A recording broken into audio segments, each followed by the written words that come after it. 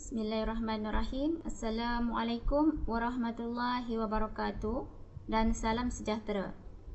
Kuliah kita hari ini akan membincangkan topik 1 bagi subtopik 1.3, kerangka menganalisis etika dan peradaban acuan Malaysia melalui sejarah, struktur sosial dan biografi. Di akhir kuliah ini diharap para pelajar dapat menjelaskan kerangka pemikiran penghayatan etika dan peradaban acuan Malaysia melalui 3 komponen utama, iaitu sejarah, struktur sosial dan biografi. Baiklah para pelajar, etika dan peradaban saling berkait antara satu sama lain. Sebagai contoh, bahasa. Bahasa merupakan warisan peradaban yang menjadi simbol penting dalam masyarakat Melayu. Tanpa bahasa, manusia tidak dapat berkomunikasi serta berinteraksi dengan baik antara satu dengan yang lain. Di Malaysia, bahasa rasmi yang digunakan adalah bahasa Melayu dan bahasa Inggeris adalah bahasa perantaraan kedua yang boleh digunakan untuk berinteraksi. Dari sudut etika dan peradaban acuan Malaysia, apabila individu ingin memulakan komunikasi, mereka perlu menggunakan bahasa yang sopan atau merendahkan suara sebagai tanda saling hormat menghormati antara satu dengan yang lain. Contohnya, apabila kita ingin memulakan ucapan, kita akan memberi kata-kata aluan ataupun ucapan salam. Barulah kita meneruskan ucapan kita. Baiklah para pelajar, bagaimanakah 3 komponen ini wujud dalam pembentukan etika dan peradaban acuan Malaysia? Ianya adalah idea dari sarjana sosiologi yang bernama C. Wright Mills, yang mana beliau telah mengemukakan idea untuk memahami masyarakat melalui konsep imajinasi sosiologikal berdasarkan 3 komponen utama, iaitu sejarah, struktur sosial dan biografi. Baiklah para pelajar, mari kita lihat bagaimana alat analisis ini, iaitu sejarah, struktur sosial dan biografi, digunakan dalam konteks menghayati etika dan peradaban acuan Malaysia. Persoalan: siapakah kita hari ini? Di mana kita lahir? Dan dari mana usul kita? Ianya akan terjawab melalui komponen yang pertama, iaitu sejarah. Baiklah para pelajar, apakah yang dikatakan dengan sejarah?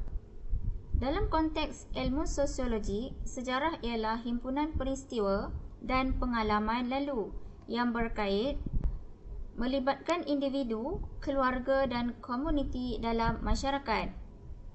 Dengan meneliti sejarah, kita akan melihat kembali asal-usul kita di negara ini. Adakah kita penduduk asal atau kita sebahagian daripada proses migrasi dalam wilayah alam Melayu atau migrasi dari peradaban Cina, India, Arab, Eropah dan sebagainya.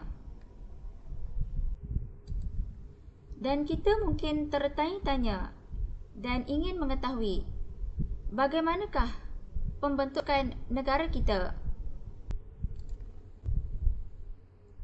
Idea pembentukan negara Malaysia tercetus pada 27 Mei 1961 melalui ucapan yang dibuat oleh Perdana Menteri Persekutuan Tanah Melayu, iaitu Tunku Abdul Rahman.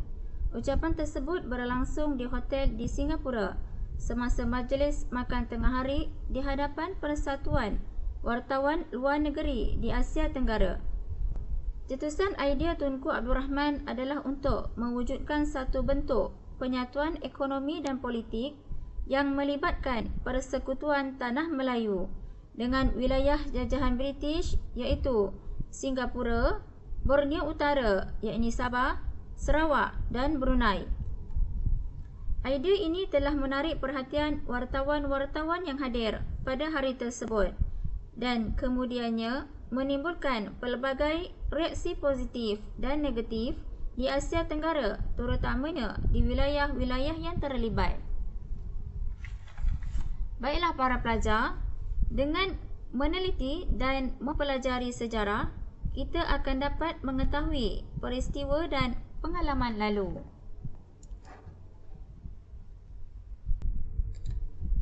Baiklah para pelajar, kita tengok komponen yang kedua iaitu struktur sosial. Apakah yang dikatakan dengan struktur sosial? Menurut bahasa iaitu sistem sosial. Menurut sosiologi iaitu hubungan yang dibina dan terjalin dalam sesebuah masyarakat yang berfungsi untuk menggerakkan dinamika masyarakat. Contohnya, seorang raja mempunyai kedudukan yang tinggi dalam sesebuah negara, manakala Perdana Menteri diamanahkan untuk menjalankan dan membangunkan sesebuah negara, dan kita sebagai rakyat turut sama membantu menjalankan matlamat yang telah ditetapkan. Baiklah para pelajar, struktur sosial melibatkan komuniti dan sistem sekeliling sama ada secara formal atau tidak formal. Persoalan di mana kita tinggal, di mana kita dibesarkan, di mana kita bersekolah dan di mana kita bekerja mempengaruhi seseorang dan masyarakat membentuk struktur sosial. Dengan memahami lapisan-lapisan struktur sosial akan membolehkan kita menghayati etika dan peradaban yang telah terbina dan sedang berlaku dalam negara kita.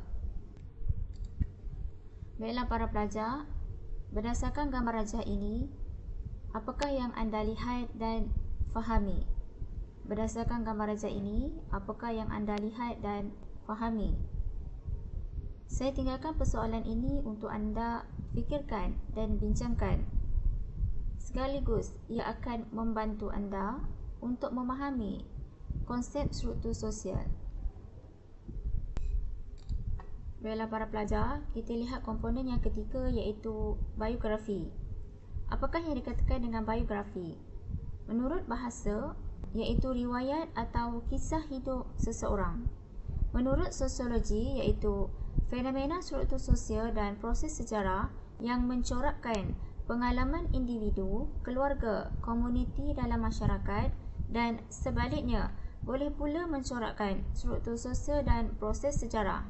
Contohnya, dengan menghayati biografi diri sejak lahir hingga kini dengan persoalan bagaimana ia menjalani kehidupan, bagaimana dirinya telah terbentuk hasil daripada sejarah dan struktur sosial. Sudah tentu ianya mempengaruhi biografi seseorang atau sesebuah masyarakat. Baiklah para pelajar, dengan kita memahami sejarah dan struktur sosial, kita akan mengenali siapakah diri kita dan orang yang penting bagi negara kita. Baiklah para pelajar, untuk memahami konsep biografi dengan lebih lanjut, saya ada beberapa soalan yang ingin diberikan kepada anda. Siapakah yang anda lihat dalam gambar ini? Siapakah yang anda lihat dalam gambar ini? Bincangkan jasa dan sumbangan beliau dalam pembangunan negara.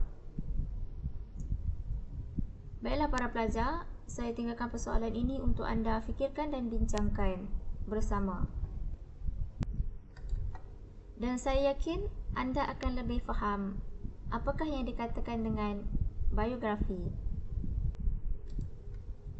Baiklah para pelajar, bagaimanakah pembentukan etika dan peradaban acuan Malaysia yang sepatutnya kita laksanakan? Ianya mestilah berasaskan kepada agama, nilai dan tamadun bangsa Malaysia. Nilai-nilai etika dan peradaban tidak seharusnya dipisahkan dengan nilai-nilai agama. Berjayanya sesebuah tamadun itu bergantung kepada nilai agamanya. Baiklah para pelajar, Nilai-nilai etika dan peradaban seperti hikmah keberanian, kesederhanaan dan keadilan tidak akan dapat dipraktikkan jika dibangunkan semata-mata atas komponen sejarah, struktur sosial dan biografi atau falsafah peribadi. Oleh itu, institusi undang-undang agama perlu dilihat secara sepadu. Sebagai contoh, nilai hak kebebasan bersuara seharusnya difahami dalam konteks nilai kepercayaan kepada Tuhan. Contohnya, kita tidak boleh menggunakan hak kebebasan bersuara untuk menghina kepercayaan agama, menabur fitnah atau mencaci maki orang lain. Mana-mana nilai yang bercanggah dengan prinsip kepercayaan kepada Tuhan atau nilai-nilai kesejahteraan Islam seharusnya ditolak dan tidak sesuai dengan warga negara Malaysia. Ianya sangat penting supaya nilai agama menjadi asas kepada pegangan nilai-nilai murni yang lain. Nilai-nilai agama inilah yang dikatakan sebagai nilai-nilai abadi dan mutlak, yang akan bertindak sebagai pemandu dalam memahami nilai-nilai yang lain. Baiklah para pelajar, sebagai kesimpulan, penghayatan etika dan peradaban yang berlandaskan nilai ketuhanan dan akal yang sihat dilihat berkemampuan dalam mengawal tingkah laku berbanding dengan nilai moral dan etika yang berlandaskan asas-asas rasional semata-mata. Baiklah para pelajar, ini dahulu perbincangan kita pada kali ini. Semoga pelajar mendapat manfaat daripadanya.